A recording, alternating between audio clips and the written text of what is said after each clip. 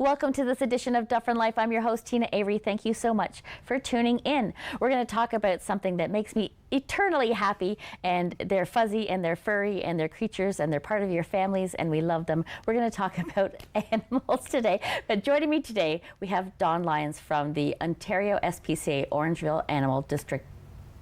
Orangeville and District Animal Center. Yeah, I knew it. It was too long. It was one. I reversed the words. It was too long. Don, thank you so much for joining me. Thank you for having us today. I am thrilled that you're here because I heard that you launched a new project, and I'm going to ask you what it is and to tell me a little bit about it. So just recently we launched at the Ontario SPCA Orangeville and District Animal Center the Community Pet Pantry. We have done this to support our community, and with the rising costs of everyday living, there are some families who are struggling to be able to feed their pets. So we have asked, we put it out there and we decided that we should be able to offer this to our community. And it's really simple to use. Honestly, all you have to do is reach out and just say, hey, I need some help. And we will have it ready for you. We'll take your name and have it ready for you, so that it's just a very quick process. Wonderful. So, I mean, the concept behind is for people that are struggling and maybe can't afford to pay their pets, because I mean, really and truly, the cost of everything has just skyrocketed. Mortgages, gas, food. I mean, and it can be overwhelming for something, or for a family, or for an individual to have been living well for so long and then suddenly realizing that, oh my goodness, I can't afford to feed my pet.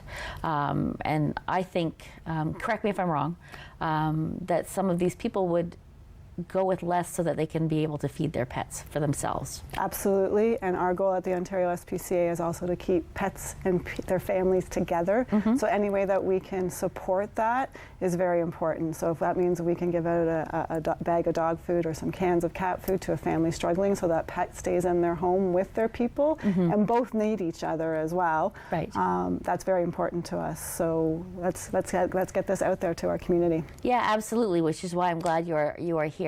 So, I mean, in your opinion, and we're not talking stats or anything, but have the number of pets that needed to be rehomed, has that increased in the past few years? I would say overall it's very similar. The circumstances have changed, and COVID has changed that for everybody. So the numbers haven't really shown too much of a difference. However, it's just different. Right. It's different requests, and a lot of it has to do with what everybody's facing after COVID. Right. Yeah. So let's talk about people who are willing to donate or have the ability to donate food. My question is what types of food do you need? Because it's not just cats and dogs, right? No. So if you have the ability to donate, we would love you to stop by the center. You can drop it off. Some of our local grocery stores and our pet stores are also willing to take some of those donations and hold them and get them to us as well. If you would like to stop by the center, we obviously get absolutely dog and cat food are our #1 request, but we do have friends that are furry friends that are a little bit different. We have rabbits and we have guinea pigs, and right now we have some rats. So we always need that type of food as well for ourselves, but also to help support the people in the community as well. Right, because not everybody just has a dog or a cat. That's right. The rat thing kind of freaked me out, I'll be honest. I just, mice I find cute. I just, but it's to each his own, right? Like everybody has different types of pets, and everybody's going through different things in their lives, and they might need a little bit of help, and it's important to think about those other animals as well. Absolutely. Yeah. Absolutely. So right now, I mean, is there a lot of pets that are at the SPCA right now? Right now we have a number of friends with us and a number of friends who are waiting for their spay-neuter surgery, so you may not see them on our website. But if you are looking for a friend or want to see who is staying with us, you can go to our website at ontariospca.ca.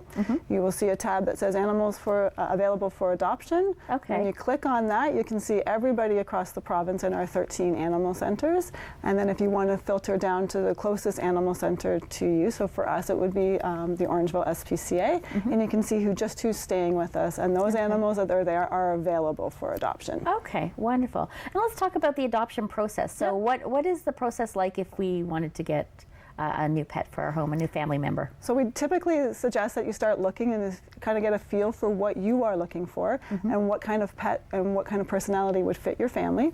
And then we suggest maybe going to our website again and seeing who's available and seeing if any of those animals catch your eye, either because you like the look of them or their personality that's in their description. And then you reach out to us. We've just recently reopened our doors, and you can come into the center, but for adoptions, we would like to book appointments so that we make sure that we have the time for both the animal and the adoptive family and be able to answer all the questions people have. Right, right. And I think that would be very important too, is spending the time, because let's say, for instance, you know, there's a dog that's there, it's been there, you know, and the dog happens to be 4 or 5 years old. I mean, they all have their own personalities, but they've definitely developed habits and personalities at the age of 5, and they may, for very good reason, need a new home. So there has to be that matching up process, I would imagine. Yes. So we spend a lot of time talking to our potential adopters about what they're looking for and who might fit their family. So if someone's really active, then maybe the senior isn't the option. And maybe if they're really active, maybe they're looking for a specific type of dog, and maybe someone a little bit younger that can learn how to be part of that family. Right. And I mean, I always, you know, I have pets, but I always look anyways to see who's available. I'm always having looks. And then you find these like longer standing pets that have been there for much longer, and you must get attached to them. Like, I mean, I would imagine that, I mean, they're there and they're so adorable. So many of our friends who stay with us long term, our staff are very attached to them. And then we get to know a little bit more about the animal when they stay longer, and we get to know their personalities and their traits and what they like and what they don't like, and we're able to share that. But, you know, and a lot of times there are some tears when those long-term animals go home, but they're tears of joy. Absolutely. Because we, as the staff at the SPCA, we all would love to take them all home, but we can't. No. So we're so happy when we find that right fit. Yeah, and I think that's important too. Like, I mean, you've seen over the years, you see that the SPCA creates awareness about, you know, it's not just about going to get a Christmas present or, you know, just bring, you know, it's a lovely gift for somebody, but there has to be, for the person who's receiving the gift, there has to be like the long-term thoughts to having a pet. Absolutely, and you need to think about what that pet's going to need long-term and the costs that are associated with that. Yeah, absolutely, because I know I've seen pets that have come in that require surgery, that have been hurt, that have been, you know, abandoned, left, whatever has happened to them. And let's talk a little bit about the fundraising that goes on in order to be able to provide the services that these pets need that come in like that. So we have, we're very lucky at the Ontario SPCA, Orangeville and District Animal Centre. We have a third-party fundraiser that runs, and it's our bottle drive program.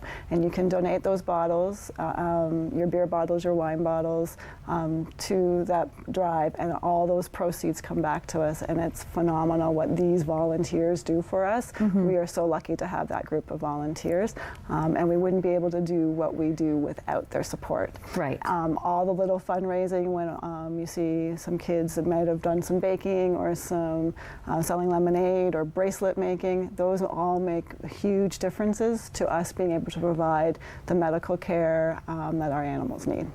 Okay, so let's talk also, I mean, there's the ability to donate. And, you know, you may be thinking, well, I'm all aware of this, but are you really? Because are you donating? Like, it's not just a matter of donating funds or bottles. Sometimes it's a matter of donating actual items, right? What type of items do you need from people? So a lot of times it's stuff that you don't even think about. It's paper towel. You know what? Printer paper.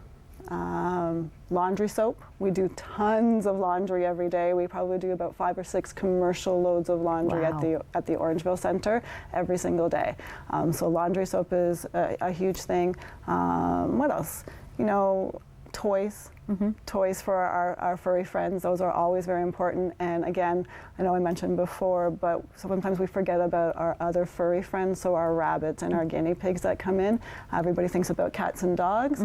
But we do need those supplies. So Timothy hay for rabbits is another big one. Okay, wonderful.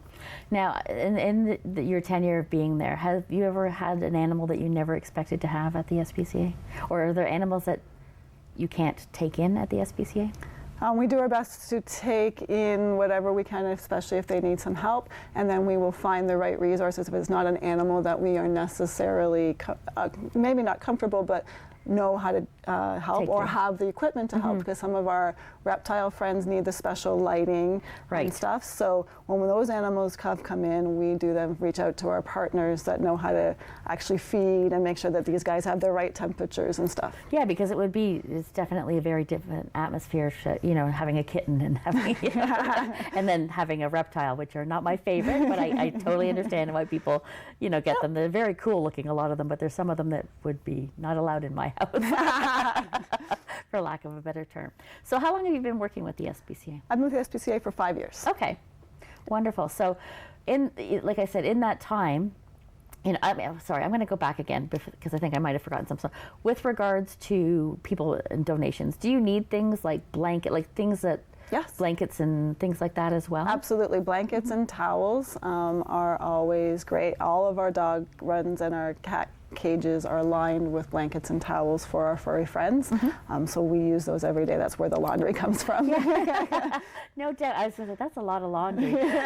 For sure. And what about volunteers? Like, do you have, I know you've got the staff that works there, but do you need volunteers? We're always looking for volunteers. Our volunteer program is now back up and running since everybody's come back from COVID. What you have to do is, again, go to our website at ontariospca.ca and then click on the volunteer link. And then you can choose the different animal center from one of our 13 centers, and then you'll see the different positions that are available. Okay. You can always stop by a center as well and have a conversation with the team there about what they're looking for, but all of the volunteer applications go through online, and then there's a process that happens behind the scenes. Okay. I think I just want to be that volunteer that sits in the kitten room. Well, we're always looking for that, yeah. I'm just like, oh my gosh, I get just so much fur and fun. Yeah. And that sort of thing. So let's say, for instance, how else can the community help the SPCA? Just by getting our awareness, sharing our social media posts is a big one, helping us out, talking to people, letting people know that we have a pet pantry. That's a huge help as well. It helps our community, but not everybody has access to social media. Right. And that's a huge thing, just the communication. Yeah, and you know what, I always say that's so vitally important. It doesn't always have to be financial support. It's and that's why we do what we do here on Dufferin Life and creating awareness for different things and different things that are happening within the community as well. And this is kind of self-explanatory, but I'm going to ask you anyways. Why is what you do important to the community? Why is it what we do? It's very important because, again, it's very important that we keep pets and people together. I think that's huge for both sides, and for a lot of people, that is their comfort is their pet. Yeah, and I think just it kind of gives you a serene feeling just having, whether you're playing with the pet, or there's always that joyous emotion, that energy that they bring to your lives. That and if you don't have pets, I encourage you, at least go volunteer. But absolutely, it just gives you that overall happiness, the joy of just having one around. Absolutely. Yeah, wonderful. Well, I want to thank you so much for joining us, Dawn. Thank you for having us. It was totally my pleasure. And thank you for tuning in, but don't go anywhere. We'll be right back.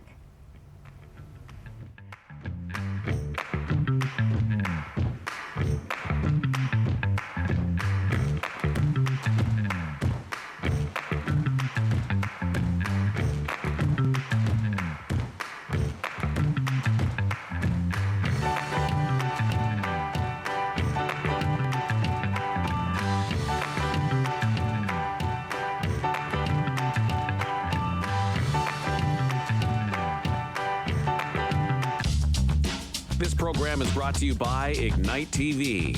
Now you're in command. Visit Rogers.com for more details.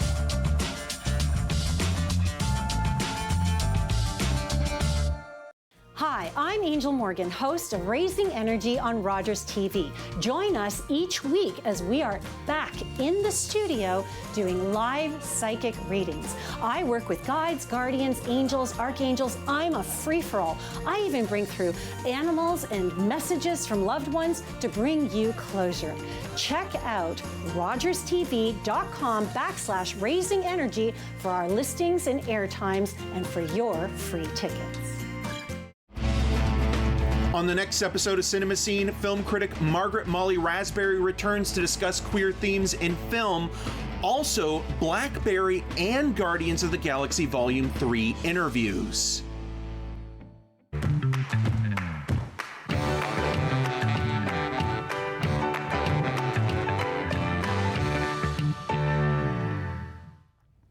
Welcome back to Dufferin Life. If you're just tuning in, oh my goodness, you tuned in at a great time. One of my favorite ladies is here to see us today and tell us all about her show. Leisa Way, thank you so much for joining me. Thank you, Tina. What a pleasure to see you. I know. It's been a while. It's been a while for sure. So I'm so glad you're here. Yeah. So you have a show up and coming at Theatre Orangeville called Happy Days Are Here Again. Yes. Tell us a little bit about it. Well, I think we all need a little cheering up just after the last couple of years. And this concert came to be during the pandemic. Okay. I had a theater ask me to do something. They didn't want to spoil their audience by having one of our big shows. Okay. They wanted something small, maybe something jazzy, maybe something with a little quartet or a trio. So we started off, it was a trio, it was an outdoor show. And David Nairn at Theatre Orangeville, of course, got wind of that. I don't know how. And he said, why not, bring it to Theatre Orangeville? So we're kind of fleshing out this very small concept that we came up with. We've added one more musician, so now it is a quartet. Wonderful. And and we're hoping just to bring a little joy and cheer and put smiles on faces with this concert. Are we talking all different types of genres of music, or what are we talking about? Well, we're trying to stick to the Great American Songbook, but there's a big argument about what that is because, of course, again, talk about cheering people up. It happened during, just after the war, and it kind of continues today with these timeless classics that keep being added to the canon. So we've got songs from the 20s, 30s, 40s, 50s, 60s, 70s.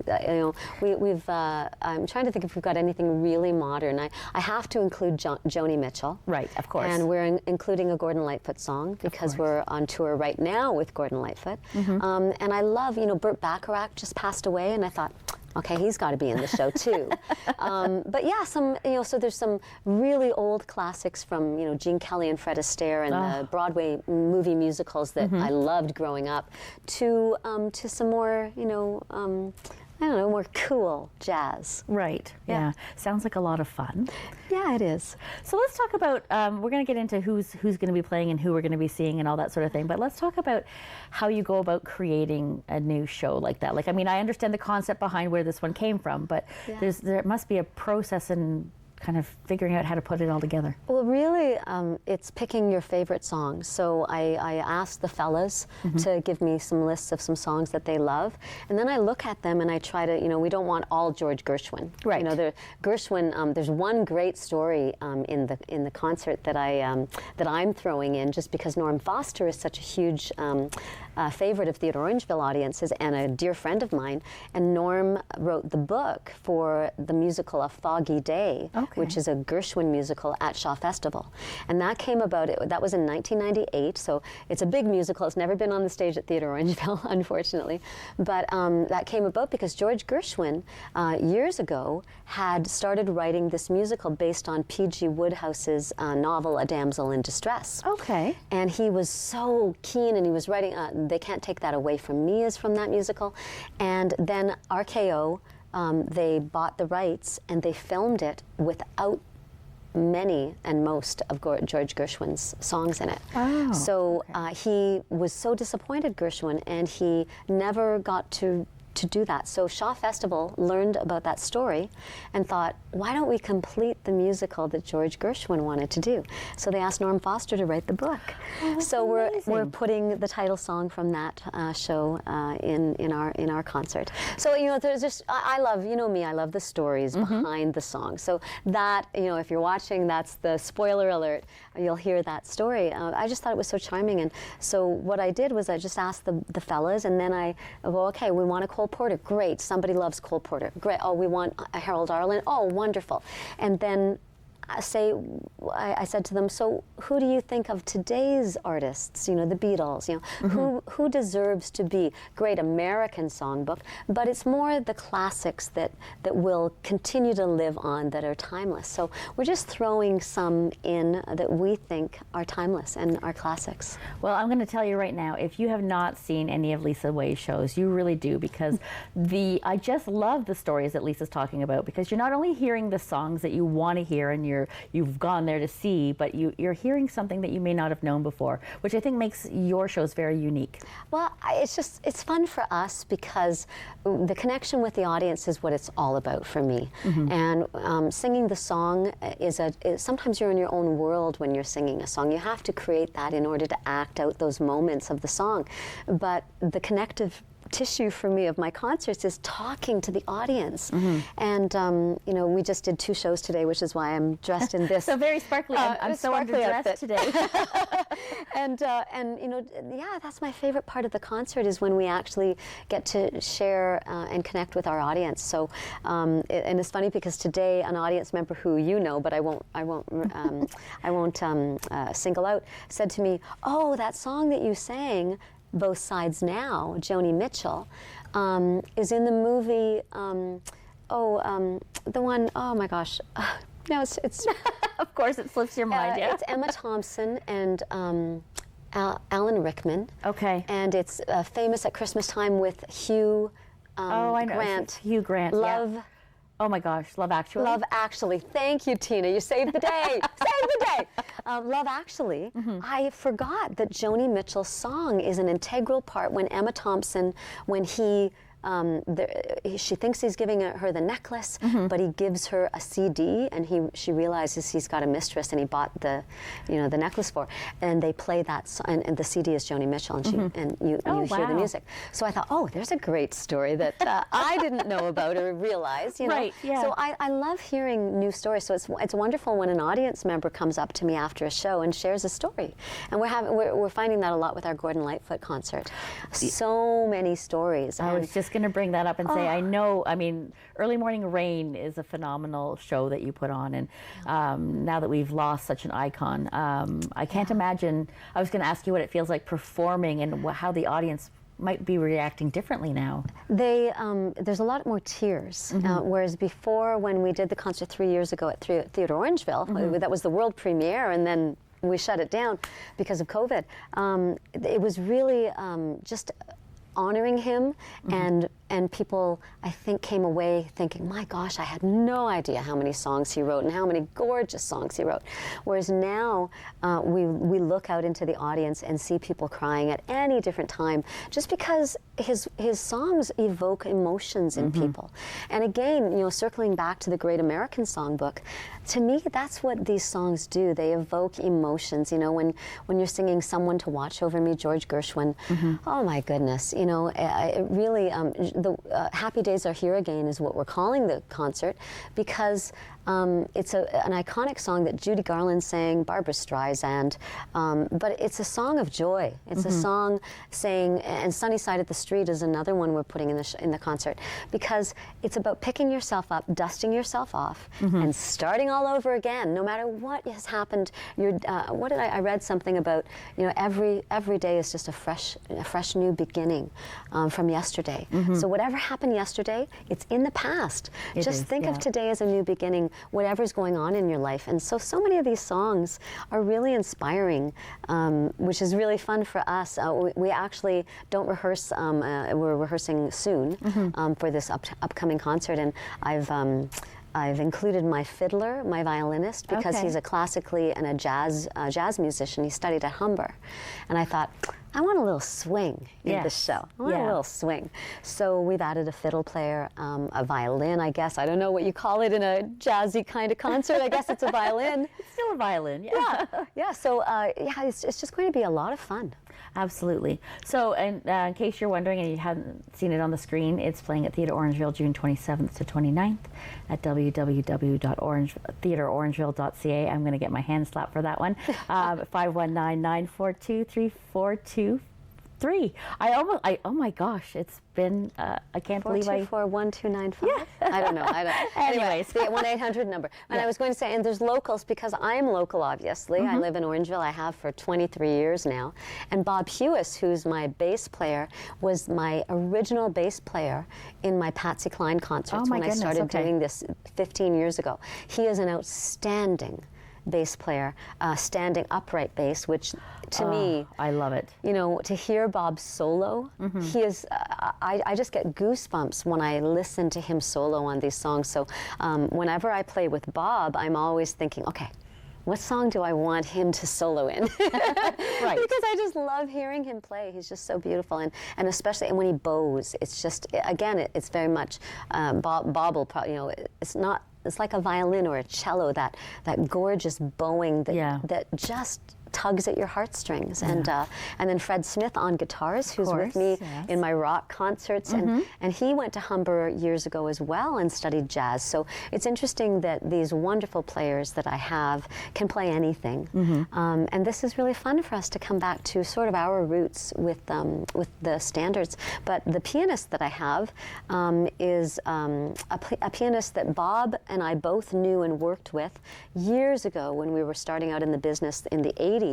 I worked with Doug Balfour, and he went to Vancouver for 20-some years. I hadn't seen him in 30 years, and Bob, when we put this concert together during the pandemic, Bob said to me, "Did you know Doug's back in town? Oh, wow. Why don't we do this little?" It was supposed to be a little show. Why don't we do this and invite Doug to play? So we did, and we reconnected with him, and now we didn't know that this little show we threw together during the pandemic, just so we could work together as old friends, is now growing a little bit into a real concert. Yes, well, everything you do is phenomenal, and if you haven't seen a show, I know I said it before, but one thing we're going to talk about too is your costume changes, and how envious I am of how many wigs you own. So, Well, yeah. yeah, you know, like, I mean, every show, you know, they're singing another artist's song, and Lisa comes out and you're like, oh my gosh, how much clothes and how many wigs does this woman actually have? Well, ask David how many closets in the house are full of costumes. I actually have a room dedicated to wigs and costumes in our house, and it's exploding right now because I have 12. This is the 13th different concerts, but I haven't even, Tina, we've been on the road. We did 32 concerts in the last month, and I just got home, and now we're doing these other little concerts, and I've got my Rhinestone Cowgirl next week, and and then we switched to the Great American Songbook. It's just been crazy. So I haven't even had time to think about whether I wear one gown per act, because in my other concerts I changed 12 times. Right. And the Lightfoot show is a real, departure from that, because I only do change. I just wear one dress for each act. And so when we were up in Collingwood last week, I said, there were some audience members there that had come to all of our concerts, and I said, were you disappointed? And they went, oh, maybe a little bit. We kept thinking, is she going to go off and change? And she didn't, you know. So but for the Great American Songbook, there's really no, you know, when I'm doing the rock show and I want to embody, you know, Linda Ronstadt and Carly Simon and Grace Slick and White Rabbit. It was important to me to change and have those looks of the different periods of the hippie style. But for the Great American Songbook, I might just kind of not Keep work it simple. so hard. Just keep it simple and sing. Well, Lisa, I want to thank you so much for joining me. Well, thank you, Tina. It's just a Wishing you pleasure. all the best for the show. Thank you. Can't wait to see it. It's going to be great fun. And thank you for joining us. Until next time, bye-bye for now.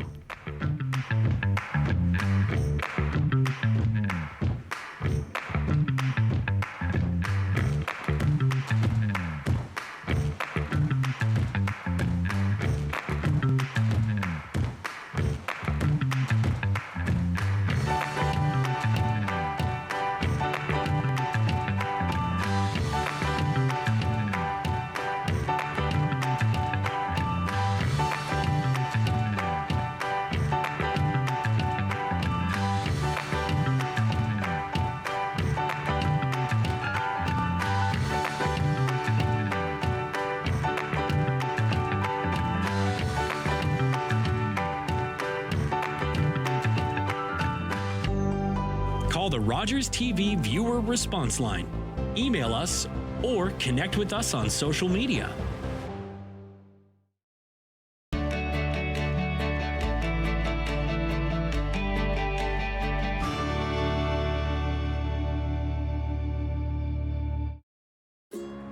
It's closing time, and you stayed out longer than you planned.